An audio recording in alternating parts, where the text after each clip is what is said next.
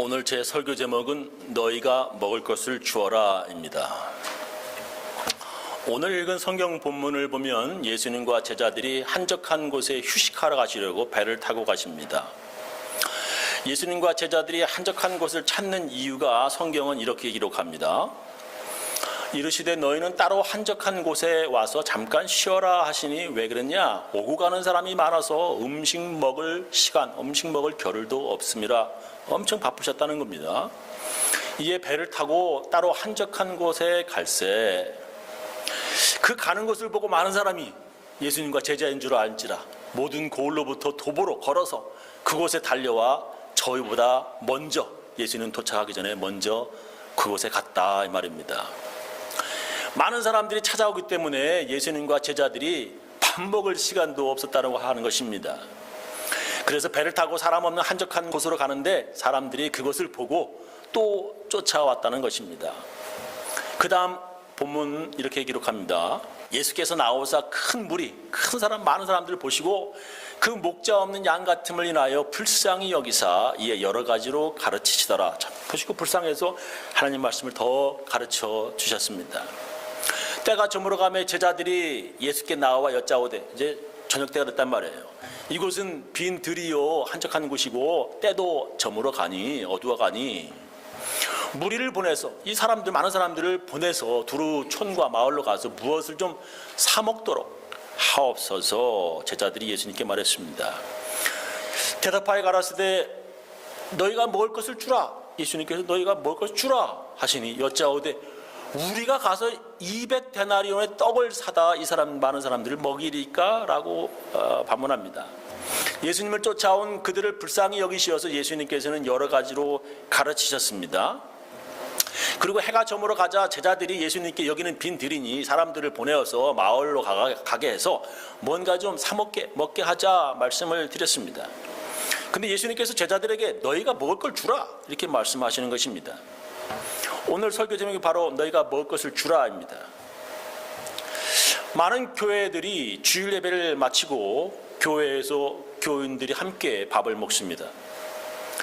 미국에 있는 교회 중에 특별히 코리안 아메리칸 교회 대부분이 교회에서 밥을 먹습니다. 미국에서 아마 한국 교회가 아닌 다른 인종 교회에서 예배 끝나고 함께 음식 먹지 않는 것 같습니다. 예수님께서는 쫓아온 많은 사람들을 가르치신 후에 그들에게 밥같이 먹여라 이렇게 말씀하시고 있는 것입니다. 근데 문제는 사람들이 너무 많다는 거예요. 아마 미국 큰 교회 5,000명 넘는 그런 큰 교회도 밥을 먹이고 싶지만 이 사람들이 많아서 힘들고 말이죠. 또 함께 동시에 먹을 식당도 없고 그보다 더 큰 이유는 그 많은 음식을 준비하기 힘들기 때문일 것입니다. 그죠? 교인들이 많으면 함께 먹을 음식 준비하는 것도 꽤 힘듭니다. 오늘 본문의 마지막 44절 보면 남자만 5,000명이라고 그러는 거예요. 남자뿐만 아니라 여자도 있을 것이고 아이들도 있을 텐데 그 당시 사람 숫자 셀 때는 남자들만 셌습니다. 싸움에 나갈 20세 이상 뭐 이런 남자들만 세었으니까 여자와 아이까지 다 합하면 2-3배 정도로 엄청난 숫자일 것입니다. 제자들이 예수님의 먹을 것을 주라는 말씀을 제자들이 듣고 예수님께 이 많은 사람에게 줄 음식 준비하려면 200데나리온이 들 것이라 이렇게 말합니다. 한 데나리온이 얼마냐? 그 당시 노동자 하루 품삯 1당이에요. 1당 해당되는 금액입니다. 지금으로 치면 1당을 좀 적게 잡아서 50불 참 적죠. 하루에. 만약에 적게 이렇게 잡았다 하더라도 200데나리온은 10,000불 정도 되는 금액입니다. 그러니까 먹이려면 10,000불이 필요한 거예요. 적어도 5,000명만 먹이는데 해가 저물어가는 그때에 어디 가서 10,000불어치의 빵을 사올 수 있겠습니까? 지금이야 뭐 많이 있겠지만 그 당시에 어디 가서 사오겠어요? 그리고 그런 큰 돈 제자들도 없지요. 또한 있다고 해도 그렇게 많은 빵을 팔 수 있는 그런 가게 월마트 같은 거 없지 않습니까? 그래서 예수님은 제자들이 구해가지고 온 이 5개의 빵하고 5병 2개의 물고기 2여라고 5병 2여 해서 남자만 5,000명을 여자와 아이들 합친다면 10,000명 정도 먹이셨다고 하는 성경의 기록입니다. 에이, 이게 가능한 일이 되냐 말이에요. 이게 가능한 일이냐. 5개의 빵과 소금에 절인 물고기 2마리로 남자들만 세어도 5,000명인데 어떻게 다 먹인다는 것입니까, 이걸? 그리고 성경은 배불리 먹고 남은 거 다 모았더니 12바구니가 되었다라고 그렇게 성경을 기록합니다. 이걸 어떻게 해석하고 이걸 어떻게 이해해야 합니까? 예, 하나님의 아들 예수님이시라면 그런 기적을 행하실 수 있겠지요. 사람이 아니라 하나님의 아들이시라면 행할 수 있겠지요. 그렇게 하나님의 아들 예수님이 그런 놀라운 기적을 베푸셨다 하는 것을 우리가 반드시 믿어야 한다고 성경은 지금 우리들에게 그렇게 말씀하시는 것인가요? 예, 그렇게 한다면 우리는 그렇게 믿습니다. 그렇게 예수님께서 그렇게 하실 수 있다고 믿어요. 우리는 예수님은 그렇게 하실 수 있는 능력이 있는 분이다 하는 것 저희들이 믿습니다. 그렇게만 해석하고 이해하고서 끝 하면 되겠습니까? 오늘 성경 본문을 통해서 하나님께서는 오늘 이 자리에 모인 우리들에게 무엇을 말씀하시려고 하시는 것입니까? 첫 번째로 너희에게 떡 몇 개나 있느냐 예수님께서 물으셔요. 제자들이 이 많은 사람들을 먹이려면 만불이 필요한다 하는 말에 예수님께서는 너희가 무엇을 가지고 있느냐 이렇게 예수님께서 물으십니다. 이르시되 너희에게 떡 몇 개나 있느냐 가서 보라 하시니 알아보고 하라되 떡 5개와 물고기 2마리가 있더이다. 오늘 읽은 말씀이죠. 예수님께서는 너희에게 떡 몇 개나 있느냐 가서 봐라 말씀하셨습니다. 먼저 너희가 가지고 있는 것이 무엇이냐라고 물으십니다. 예수님께서 기적을 행하시기 전에 너희에게 얼마나 있느냐 물으십니다. 제자들이 알아보니 빵 5개하고 물고기 2마리가 있더라는 것입니다. 요한복음에서는 이 음식이 소년의 도시락, 빵 5개하고 소금에 절인 그 반찬이죠. 이게 소년의 도시락이라고 요한복음에서는 자세히 기록합니다. 요한복음 6장 8절 이하에 보면 제자 중 하나 곧 시몬 베드로의 형제 안드레가 예수께 여짜오되, 안드레가 예수님께 말한 거예요. 여기 한 아이가 있어 보리떡 5개와 물고기 2마리를 가졌나이다. 그러나 그것이 이 많은 사람에게 얼마나 되겠삼나이까? 라고 하는 기록이 나와요. 제자들은 그 아이의 작은 도시락이 이 많은 사람에게 얼마나 되겠냐라고 말합니다. 한마디로 이 많은 사람들을 위해서는 택도 안 된다 이 말이야. 너무 적다라고 하는 것입니다. 근데 예수님은 제자들에게 이렇게 명령하십니다. 제자들을 명하사 그 모든 사람으로 때를 지어 푸른 잔디 위에 앉게 하시니 때로 혹 여기는 100명 여기는 50명씩 이렇게 앉은지라. 예수께서 떡 5개와 물고기 2마리를 가지사 하늘을 우러러 축사하시고, 여기서 축사라고 하는 이 번역을 영어로는 give thanks라고 했어요. 그 감사 기도를 한다는 거예요. 떡을 떼어 제자들에게 주어 사람들 앞에 놓게 하시고 또 물고기 2마리도 모든 사람에게 나누어 주심에 사람들 앞에 이렇게 나눠줬다는 거예요. 다 배불리 먹고 남은 떡 조각과 물고기를 12바구니에 차게 거두었으며, 다 먹고 남은 거 모으니까 12바구니에 차게 놨다는 거예요. 떡을 먹은 남자들만 5,000명이었더라라고 하는 것입니다. 예수님께서 그 사람들을 때를 지어서 50명씩 100명씩 앉게 하시고 그 오병이어를 조금씩 떼어 모든 사람들에게 나누어 주셨습니다. 그렇게 계속 먹다 보니까 모두 다 배불리 먹었다는 것입니다. 이것을 어떤 사람들은 이렇게 해석합니다. 어른들이 이 어린아이의 도시락 뺏어 먹는 것이 너무 치사하고 너무 미안해서 빵 조각 받아 들고는 아유 나는 배불러요, 괜찮아요, 그러면 서로 양보해서 그런 일이 생겨난 거다라고 해석을 합니다.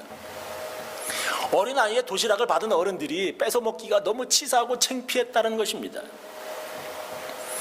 그래서 나는 배불러요, 난 됐어요 하면서 말한 남자들만 5,000명이 되었다라고 이렇게 어떤 사람은 그렇게 해석을 합니다.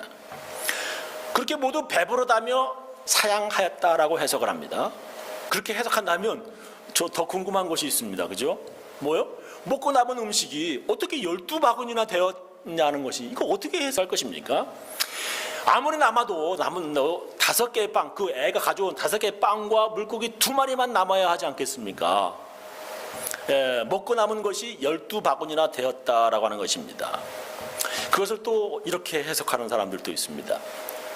어린 소년이 자기 도시락을 예수님께 내어놓자 많은 어른들도 꼼을 쳐놓았던, 숨겨놓았던 자기가 가져온 도시락을 내어놓았다라고 이렇게 해석을 하는 것입니다. 어린 소년도 자기가 가져온 음식 예수님께 내어놓자 그것을 보고 마음에 찔른 다른 어른들도 숨겨놓은 음식들을 내놓았다라고 해석하는 것입니다. 그렇게 사람들이 숨겨놨다가 꺼내놓은 음식들을 모아보니까 다 먹고 누 12바구니나 되었다라고 하는 해석입니다. 이런 해석들은 예수님의 놀라운 능력을 믿지 못하는 사람들의 해석입니다. 한마디로 예수님의 능력을 믿지 않는 사람들의 이해인 것입니다. 그러나 다른 한편으로는 그냥 믿지 않는 사람들의 엉터리 해석이라고만 생각할 수는 없습니다. 왜냐하면 그렇게 많은 사람들이 먹으려면 누군가가 자기의 것을 내어놓아야 한다는 것입니다. 가지고 오는 사람들이 많아야 그 많은 사람들이 먹을 수 있다는 것입니다. 한국인 교회에서는 예배 드리고 난 후에 교인들이 함께 음식을 먹습니다. 근데 누군가가 음식을 가져와야 먹을 수 있는 것입니다. 그죠? 예수님도 음식이 하나도 없는데 아무것도 없었어. 그런데 짠 하고서 먹인 것이 아니라, 그죠? 아무것도 없는 중에 그렇게 많은 음식으로 예수님께서 그렇게 만드신 기적 베푼 게 아닙니다. 예수님께 가져온 어린 소년의 도시락으로 만드신 것입니다. 우리 교회도 주일마다 음식을 만들어 오시는 분이 계십니다. 전에 그분은 자기 돈으로 계속 챙겨 음식을 계속 만들어 오셔가지고 제가 얼마나 걱정을 했는지 몰라요. 왜냐하면 그 식당 하시는 분이신데 그렇게 식당이 잘 되지도 않아요. 경제적으로 어려운데 계속 음식을 만들어 오시는 거예요. 그래서 교회에서 한 달에 200불 드리기로 결정해서 지금도 드리고 있습니다. 처음에는 안 받으시려고 그래요. 아니 받으셔야 된다고 말이에요. 그러나 한 달에 200불이면 주에 한번 내면 한 주에 50불 정도밖에 되지 않습니다. 그죠? 우리가 먹는 거 50불 가지고 그걸 만드시는 거예요. 우리 교회 돈이 없으면 그 작은 돈도 그분에게 드리기가 힘이 듭니다. 여러분, 교회에 헌금해 주시기 바랍니다. 많은 헌금 또한 여러분이 살기 힘든데 부담되는 금액을 헌금해 달라고 하는 말이 아닙니다. 내가 먹는 점심값으로, 그리고 우리 아이들도 데리고 와서 밥을 먹는데 우리 가족이 한국 음식점에 가서 거기에 지불하는 정도의 헌금만이라도 해 주시기 바랍니다. 목사가 설교 시간에 점심값이라도 헌금해 달라고 하는 말, 이게 좀 치사하기까지 합니다. 아마 이렇게 목사가 이런 설교하기 참 힘들어요. 그죠? 어느 교회에서 이런 설교 하겠습니까? 목사가 교인들에게 점심값이라도 내달라고 하는 말이 치사한 말처럼 들리시겠죠. 그렇지만 그 당시 예수님 제자들도 그렇게 치사하게, 여기 저 먹을 거 가져오시는 분이 있어요? 그렇게 치사하게 막 돌아다니는 거예요. 어린애 도시락을 가져오는 겁니다. 얼마나 치사한 거예요, 그게. 그 당시에도 예수님의 제자들이 그렇게 치사한 것을 했다는 겁니다. 그 어린아이의 도시락을 받으신 예수님은 그걸 가지고 남자 5,000명을 먹였다고 기록합니다. 어느 교회든지 이렇게 가난하지만 어린아이처럼 예수님께 자기의 도시락을 드리는 사람들이 있습니다. 그런 사람들 때문에 교회는 유지되고요, 함께 점심을 먹을 수가 있습니다. 또한 그럼에도 자기는 드리지 않고 어떤 사람들은요, 어린 소년의 도시락으로 배부르려고 하는 치사한 사람들도 있습니다. 성경 읽다 보면 그 당시 교회에 치사한 사람들이 있었구나 하는 것을 성경 속에서 보게 됩니다. 어떤 사람들은 교회에 자기 부모님을 떠맡기기까지 하는 사람들도 있었습니다. 교회에 자기 부모님을 먹이고 입히고 잠재우는 부담을 지도록 하는 참 치사한 사람들이 있었다고 성경은 기록합니다. 디모데전서 5장 4절 보면요, 만일 어떤 과부에게 자녀나 손자들이 있거든, 그 집에 가족이 있거든, 저희로 먼저 자기 집에서 효를 행하여 부모에게 보답하기를 배우게 해라. 이것이 하나님 앞에 받으실 만한 것이니라. 이렇게 기록하고 있습니다. 그 당시에 가난한 늙은 과부들이 어디 살 곳도 없고 갈 곳도 없으면 교회에서 재우고 먹여줬습니다. 도움을 주었습니다. 그러나 그들에게 자녀나 손자들이 있거든 먼저 그들이 보살필 수 있도록 하라라고 성경은 말씀하시고 있습니다. 디모데전서 5장 16절 이하분, 만일 믿는 여자에게 과부 친척이 있거든 자기가 도와주고 교회로 짐 지지 말게 하라. 이는 참 과부, 정말 어려운 사람들을 도와주게 하려 함이니라 라고 기록하고 있습니다. 자기가 해야 할 거를 교회로 짐지지 말게 하라는 것입니다. 성경에 보면 또 어떤 사람들은요, 교회에서 가난한 사람들을 도와주는 것을 이용해서 아무 일도 안 하려고 하는 사람들도 있었습니다. 참 정말 치사한 사람들이에요. 교회 빌부터 살려고 하는 사람들입니다. 특히 예수님의 재림과 세상 종말이 이제 가까웠다, 이제 조금 있으면 세상 끝이야, 그러면서 직장도 구하지 않고 아무 일도 하지 않으려고 하는 사람들이 교회에 있었습니다. 데살로니가전서 4장 11절에 보면 또 너에게 명한 것 같이 종용하여 조용히 살면서 자기 일을 하고 너의 손으로 일하기를 힘쓰라라고 성경은 기록합니다. 종용하여, 즉 문제나 소란 피우지 말고 조용히 살고 자기 손으로 일하라, 이렇게 말씀하시는 겁니다. 급기야 그런 사람들에게 성경은 이렇게까지 말씀하십니다. 데살로니가 후서 3장 10절, 우리가 너희와 함께 있을 때에도 너희에게 명하기를 누구든지 일하기 싫어하거든 먹지도 말게 하라 하였더니 우리가 들은즉 너희 가운데 규모 없이 행하여 도무지 일하지 아니하고 일만 만드는 자들이 있다 하니, 이런 자들에게 우리가 명하고 주 예수 그리스도 안에서 권하기를 종용히 일하여 네가 번 돈으로 자기 양식을 먹으라 하노라 그랬어요. 현대인의 성경으로 이거 다시 한번 읽어보겠습니다. 우리가 여러분과 함께 있을 때에 일하기 싫은 사람은 먹지도 말라고 가르쳤습니다. 그런데 여러분 가운데 게을러서 아무 일도 하지 않고 돌아다니며 문제만 일으키는 사람들이 있다는 말을 들었습니다. 그러므로 우리 주 예수 그리스도의 이름으로 이런 사람들에게 명령하며 권합니다. 조용히 일하며 자기 생활비를 벌어서 살도록 하십시오. 교회에서 일하기 싫은 사람은 먹지도 말라고 가르쳤다고 하는 것입니다. 그런데 교회에 게을러서 아무 일도 하지 않고 돌아다니면서 문제만 일으키는 사람이 있다는 것입니다. 아무 일도 안 해, 돈도 안 벌고 말이에요. 그런 사람들에게 그리스도의 이름으로 명령하며 권하노니 조용히 자기 생활비를 벌어서 살라고 하는 것입니다. 참 치사한 말입니다. 그죠? 정말 치사한 말이에요. 자기가 일해서 번 돈으로 살고 교회에 짐 지우지 않게 하라고 하는 것입니다. 교회는 다른 곳에서 돈이 나오지 않습니다. 무슨 시에서, 주 스테이트에서, 아니면 나라에서 주는 보조금으로 교회가 유지되는 것이 아닙니다. 교인들의 피 같은 헌금으로 교회가 유지되는 것입니다. 요즘에 많은 교회가 헌금이 줄어들어서 재정적으로 어려움을 겪어서 문을 닫기도 합니다. 우리 교단에서도 많은 교회들이 경제적으로 어려움을 당해서 해마다 서너 개의 교회를 폐쇄하고 있습니다. 그리고 그 문 닫은 교회를 부동산 시장에 팔고 있습니다. 그래서 미국에 그렇게 문 닫은 교회가 팔려서 술집이 된 곳 두 군데가 아닙니다. 저게 다 교회에서 저게 술집이 됐습니다. 저렇게 이제 사람들이 앉아서 밥 먹고 술 마시고, 저렇게 바가 됐어요. 저렇게 술 마십니다. 저게 교회였습니다. 그런 데가 참 많아요, 미국에. 사진을 보면 아시겠지만 교회가 술집이 되었습니다. 교회가 그렇게 문 닫지 않으려면요, 헌금하는 교인들이 필요합니다. 비록 그것이 어린아이의 도시락과 같이 아주 작은 거라 할지라도 그걸 받으신 예수님께서는 놀라운 기적을 일으키시는 것입니다.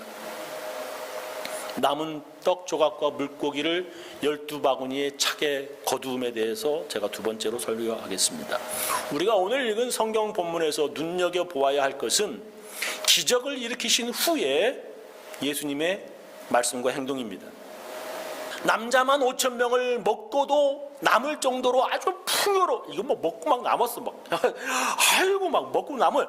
예수님의 기적 후에 예수님은 남은 것들 버리지 말고 모아라 명령하십니다. 특별히 요한복음을 읽어보겠습니다. 저희가 배부른 후에 예수께서 제자들에게 이르시되 남은 조각을 거두고 버리는 것이 없게 하라 하심으로 이에 거두니 보리떡 5개로 먹고 남은 조각이 12바구니에 찼더라 라고 기록하고 있습니다. 예수님께서 남은 조각을 거두고 버리는 것이 없게 하라 말씀하셨습니다. 예수님께서는 먹고 남은 음식을 하나도 버리는 것이 없게 하라 말씀하십니다. 예수님께서 빵 5개와 물고기 2마리로 5,000명을 먹고도 12바구니 남을 정도로 아주 먹고 막 넘쳤어요. 예수님께서는 버리는 것이 없게 모두 모으라고 말씀하십니다. 이것은 우리들에게 풍족하게 산다고 함부로 낭비하지 말고 전략해야 함을 말씀하시고 있습니다. 함부로 돈 낭비하는 사람은 불행하게 살게 됩니다. 함부로 돈 낭비하는 사람은 헌금할 수도 없어요. 왜? 돈이 없어요. 동영상 하나 보시겠습니다. 로또 1등에 당첨된 한 남자가 불과 5년 만에 180억 원 넘는 큰 돈을 다 쓰고 사기범 신세로 전락했습니다. 복권 당첨으로 인생 역전된 게 아니라 인생 탕진된 겁니다. 이동경 기자입니다. 로또 광풍이 불던 2003년 5월 넷째 주 1등 당첨자는 당시 40살 김씨. 당첨금은 242억 원, 세금을 떼고도 189억 원을 손에 쥐었습니다. 역대 2번째로 많은 금액입니다.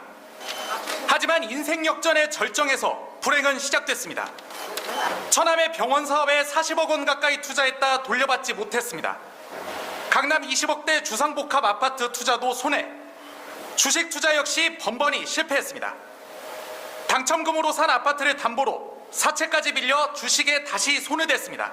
병원 다 투자를 했어요. 그거 못하고 그만 하면서 돈을 계속적으로 여자네 친정집도 사주고 그 여동생 집도 사주고 단 5년 만에 189억 원을 모두 날리고 빈털터리가 됐습니다. 재기를 노리던 김 씨는 인터넷 채팅으로 만난 여성에게 로또 당첨금 영수증까지 보여주며 투자 전문가 행세를 했습니다. 투자금으로 받은 1억 5천여만 원을 주식에 투자했지만 또 허탕이었습니다. 피해자는 조사 과정에서도 자신이 주식 전문가가 맞으며 지금도 자기가 투자를 하면 큰 수익을 낼 수 있다고 자부하고 있고 3년 넘게 찜질방 등을 전전하던 김 씨는 일주일 전 강남의 한 부동산 중개업소에서 붙잡혀 사기 혐의로 구속됐습니다. MBC 뉴스 이동경입니다. 복권 1등으로 189억, 이거 정말 189억을 받았는데 5년 만에 모두 다 썼다는 것입니다. 아무리 어마어마하게 많은 돈이 있어도요, 이렇게 낭비하면 금방 거지되고 맙니다. 아무리 놀라운 기적과 넘치는 하나님의 복을 받아도요, 함부로 버리고 낭비하는 사람들에게는 언제나 부족하고 경제적으로 곤란을 당하게 됩니다. 주실 때 함부로 낭비하지 말아야 구차하게 살지 않고요, 있을 때 모아둬야 치사한 삶을 살지 않습니다. 조금 있는 것을 잃지 않고 지금 가진 것을 놓치지 말아야 나도 한때 잘 살았었어 그러면서 한탄하지 않는 것입니다. 오병이요, 5개의 빵과 물고기 2마리로 남자들만 5,000명을 먹이고도 12바구니 남는 그런 예수님도 그렇게 아끼고 전략하셨습니다.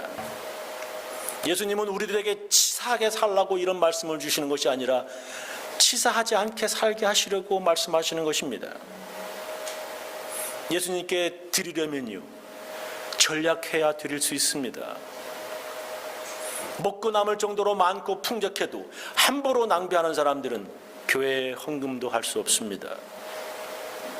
하나님께서 기뻐하시는 헌금은 전략하는 사람들의 헌금입니다. 요약하면서 제 설교를 마치겠습니다. 너에게 떡 몇 개나 있느냐 예수님께서 물으십니다. 예수님은 너희가 가진 것이 무엇이냐고 물으십니다. 여러분 뭘 가지고 있으십니까? 예수님은 예수님께 드린 것으로 기적을 만드셨습니다. 두 번째로 남은 떡 조각과 물고기를 12바구니에 차게 거두셨다라고 했습니다. 예수님은 우리들이 전략하며 살기를 원하십니다. 주신 복을 낭비하지 말고 있는 것을 아끼며 살아야 합니다. 나는 우리 교인들 모두 예수님께서 주신 말씀으로 살아서 언제나 복된 삶 사시기를 예수님의 이름으로 축원합니다. 기도하시겠습니다.